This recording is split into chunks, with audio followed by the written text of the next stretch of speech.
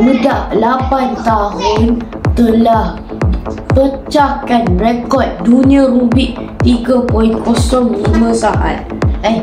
Memang gila ni weh.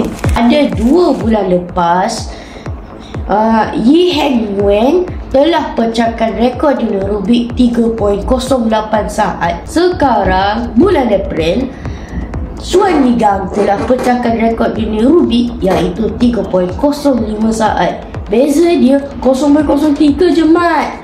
So hari ni saya akan beat rekod Xuan Yigang.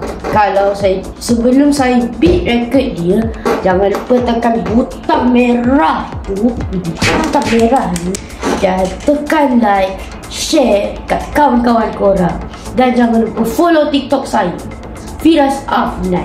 Baru jangan lupa follow Okay, sekarang kita akan beat Xuan Yigang. Jangan lupa tekan subscribe. Okay, jom.